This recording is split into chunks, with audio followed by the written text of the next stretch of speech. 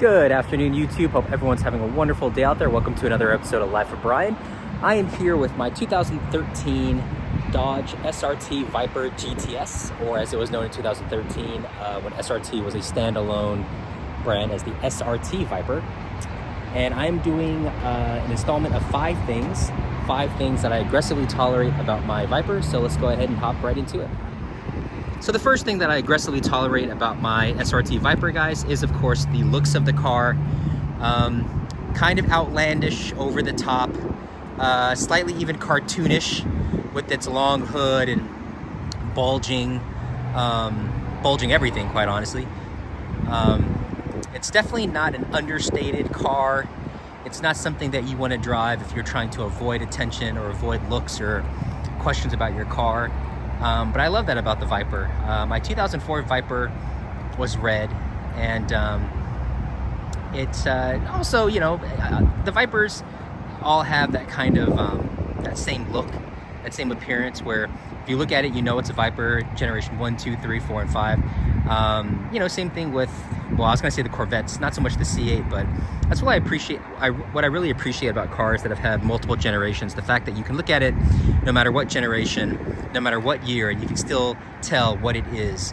Mustangs, for example, because obviously they evolve, they progress with technology, with everything, but it still maintains the essence of the original first generation. So the Viper, for sure, this one, you know, with the hood, the bulging hood, obviously the exhaust that come out from the side as opposed to the back. But I really think this car looks fantastic from all angles, front, side, back, quarter. It's just a very, very unique looking car. It just screams American muscle car. And yeah, I just love the look of these cars. They're very menacing, kind of that sinister look. And quite honestly, guys, it kind of does look like a snake. And it's called the Viper. So great marketing and great design. And that's definitely the first thing that I aggressively tolerate about my Viper. The second thing that I aggressively tolerate about my 2013 Viper SRT is the interior, guys. And the interior on Vipers of past years definitely got poo-pooed on, and rightfully so. But the starting in 2013 with the introduction of the 5th generation, there definitely was an improvement by leaps and bounds. You know, everything from the stitching. So yeah, everything from the stitching to the leather, the quality of leather, the materials used. You know, there's very few hard plastics being employed here. And you know, the seats are very nice. They're comfortable, give you good support. The headliner's nice. I believe it's Alcantara. And yeah, I mean, for a you know, a Dodge, it's pretty good quality. Again, you're not in a Bentley, you're not in a Rolls Royce, you're not in a Mercedes. I mean, you're paying basically for an American supercar. But yeah, I mean, the interior is light years better than it was in my 2004, and you definitely feel like you're getting $100,000 worth of car. And obviously, yes, you're getting all the performance, you're getting that magnificent naturally aspirated V10, but it's nice to be in a car, you know, where you're not miserable and hot all the time. And you know, that was the thing with my 2004. Obviously the vents, the exhaust runs basically under your butt.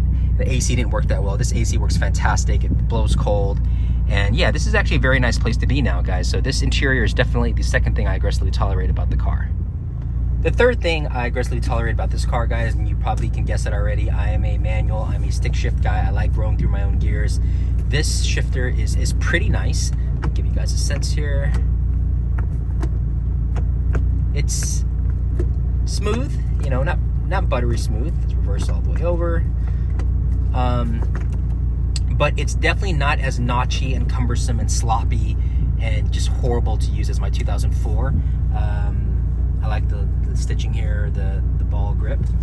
Feels good in the hand. The clutch is still fairly heavy, but this shifter, you know, makes up for it because it is very satisfying. You kind of get that nice little click when it goes into gear. So again, the shifter is very nice. Not you know, top 5 all time, definitely not, but you know, top 15 for sure.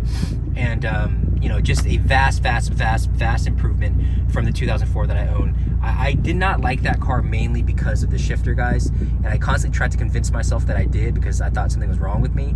And I remember seeing YouTube videos about other people and how much they enjoyed shifting, and I even actually got a short shifter installed, and even that was horrible. It's just it was just a horrible car to shift, way too hard. I literally like just imagine like a baseball bat coming out of here and just trying to jam it into gear. And again, there was nothing wrong with it. I had it checked out at numerous shops. I think even I had it into a dealership as well. It's just that's just the way the thing shifted. So it felt like I was driving a dump truck or something every day. But this is much more enjoyable to shift, and definitely the third thing that I aggressively tolerate. The fourth thing that I aggressively tolerate about my 2013 SRT Viper, guys, is of course the magnificent naturally aspirated 8.4 liter V10, 640 horsepower, 600 foot-pound of torque. I was gonna actually go outside, pop the hood, and show you guys the engine, but it is so hot right now here in Houston that I'm actually sitting in the car like a baby with the AC blasting, and I'm not gonna go outside and do that right now. So that's the fourth thing that I really aggressively tolerate about the car. That's something that I really liked about my 2004, just the raw power. That one had 500 horsepower. For a 2004 car, that was still pretty impressive. You know, hearing the startup and the exhaust and the rumble of that V10, it's amazing. It's something that you definitely have to experience with cars now, going into like V4 hybrid and electronic cars, and nothing's naturally aspirated anymore. There's barely any naturally aspirated V8s, let alone V10s. This is definitely last of its breed, a dinosaur. If you guys get a chance to drive or experience a naturally aspirated V10, definitely get one or drive one. But yeah, that's definitely the fourth thing I aggressively tolerate about this car, and I love that rumble. The drone isn't too annoying. You can definitely tolerate it, and when you hit that accelerator and you kind of zoom off, blast off, you hear that V10 rumble. It's an amazing experience. So that's the fourth thing that I aggressively tolerate about my Dodge SRT Viper. The fifth and final thing that I aggressively tolerate, guys, about my Dodge Viper is the fact that it is not, you guys know exactly what I'm going to say, it is not a ubiquitous or common car. I don't know exactly how many of these Vipers were produced, but there's certainly more Corvettes and Camaros and Mustangs on the road, to be sure. And the fact that there are not that many of these Vipers on the road definitely makes your car stand out if you do have one. And I do love the fact that they are not a rare car, but they're not a common car, and people really appreciate when they see them. I actually just drove this into a place near my work for an inspection, and everyone was like kind of like falling over themselves, taking pictures with the car, complimenting me on the car. So I love the fact that it is not commonplace, and you don't see too many of them on the road, and people do appreciate it for what it is, which is, I think, an American supercar, but to be sure, one of the greatest muscle cars, American sports cars ever created. And it's definitely memorable. It didn't, uncompromising, didn't try to pretend to be something it wasn't.